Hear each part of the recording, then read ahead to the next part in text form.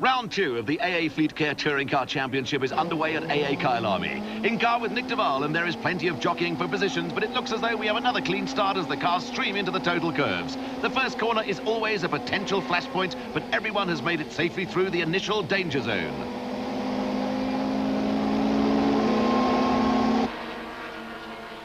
Through Nashua corner for the first time, and Briggs leads McCleary with Joubert and van der Linde third and fourth.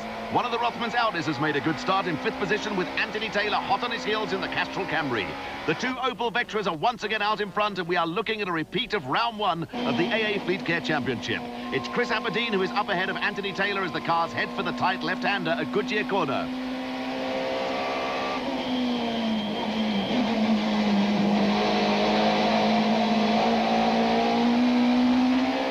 Aberdeen is using all the road to fend off Taylor as they go into the Rothmans S's. Taylor will want to get past the Audi as quickly as possible.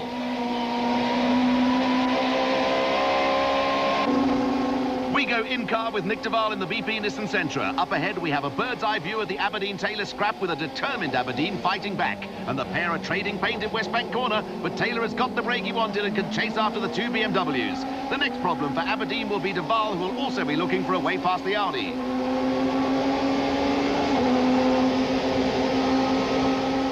We are still in car with Nick Duval through the Haviline sweep, and Aberdeen is trying to block the Sentra. Aberdeen moves to the inside of the circuit as Duval opts for the wide line around the hairpin at AA Super Bowl. Once again, Aberdeen is trading paint, but the Sentra is the edge as they head for the AA kink, and now Aberdeen is under pressure from Mike White in the Minolta Toyota Camry. White also wants to find a way past the Audi, and Aberdeen has dropped 2 places in less than half a lap.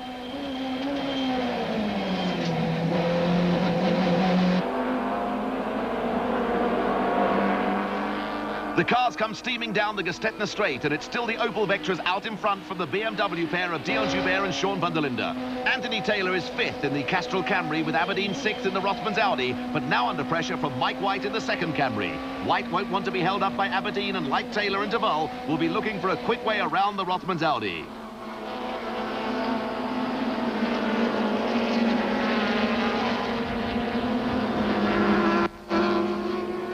White is sandwiched between Aberdeen and the second Rothmans Audi, driven by Terry Moss. Once again, Aberdeen is being forced into taking defensive lines in an effort to hold off White. White will be getting a touch frustrated because he's being held up by the Audi and will want to get past Aberdeen as quickly as possible.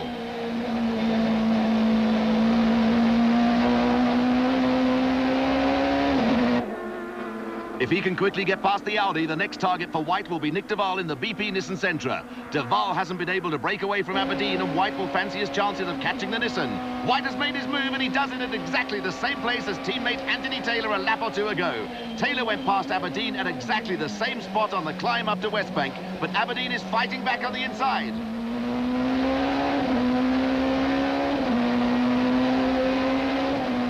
Aberdeen and White are side by side down the Caltex mine shaft, but White has grabbed the prime piece of road for the Haviline sweep. White has got past Aberdeen and is up to 7th place behind the 2 Opel Vectras, the 2 BMW Enviro cars, Anthony Taylor and Nick Duval. This is the AA kink with the Rothmans Audis chasing White in the Minolta Camry. White looks to be edging away from the Audis as cones go flying on the inside of the kink. That was Aberdeen who touched the cones, and that could mean a stop-go penalty for the Audi driver. Now more in-car action, this time from Anthony Taylor's Castrol Camry, and that is Sean van der Linde up ahead of the Toyota with Taylor closing in on the BMW.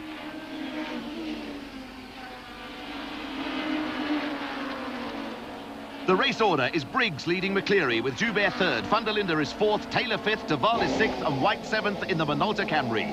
The pattern where the Opel Vectras are concerned is exactly as it was in the first race. Briggs and McCleary have opened up a gap on the rest of the field and once again look to have matters completely under control.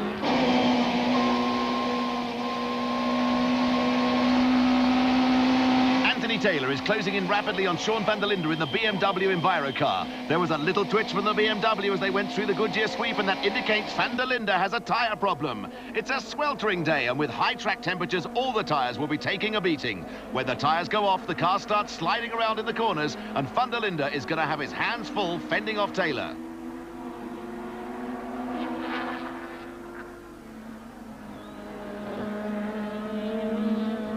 The battle behind the race leaders is really hotting up. Joubert, van der Linde, Taylor and De Waal are tightly bunched behind the Opel Vectras of Mike Briggs and Grant McCleary. This is a high-speed train down the Caltex mineshaft, and you can expect Anthony Taylor to make a move on Sean van der Linde at the AA Super Bowl. Taylor is attacking on the inside. He locked up the brakes on the Toyota Camry, but Taylor has got past van der Linde in exactly the same fashion that van der Linde passed him in the first race. Now Taylor has Dion Joubert in the second BMW Enviro car in his sights.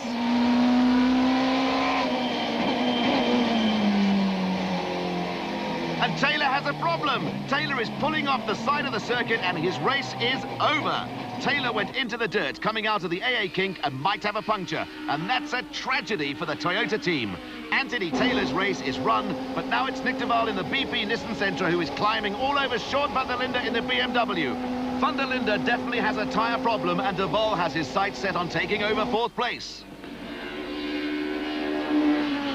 Nick de Waal closes right up on van der Linde in the corners, and that is a sure sign that the BMW is losing grip through tyre wear. The Opel Vectras of Mike Briggs and Grant McCleary are still controlling matters from the front, but they have not managed to open up too much of a gap over Dion Joubert in third place in the BMW Enviro car. The race is into its final stages, but there could still be drama, particularly from van der Linde and de Waal.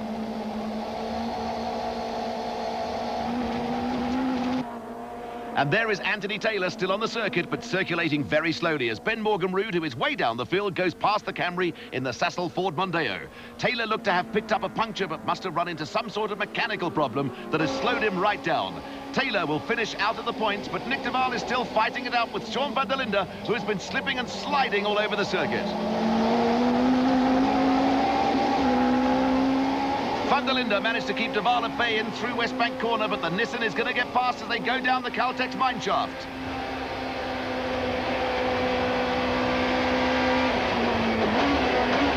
There was a puff of smoke from the left rear tile of the Sentra under braking at the hairpin at the AA Super Bowl, but de Waal is up into fourth place. Now has he got enough race distance to catch Dion Joubert, who is in third place in the second BMW Enviro car.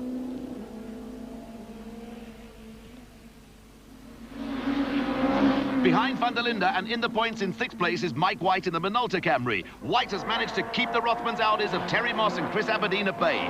Moss has moved ahead of teammate Aberdeen and is up to seventh and won't be able to resist throwing caution to the winds in an effort to catch White.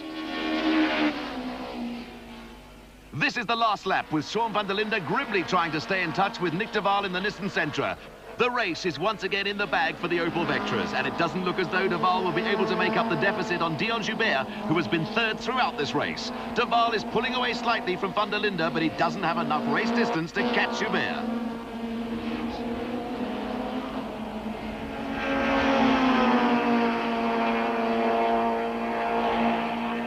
It has been an encouraging performance by de Waal and the Nissan, and what a pity that Janelle de Villiers was forced to miss this race after running into engine problems earlier in the day.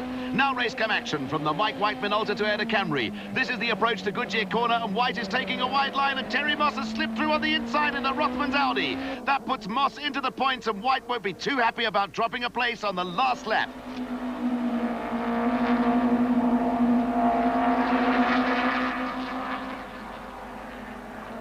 Mike White is sandwiched between two Audis on the climb up to West Bank. Will White try something desperate to take back sixth place? Moss has taken a defensive line. It's Aberdeen who loses out as White chops across his bows.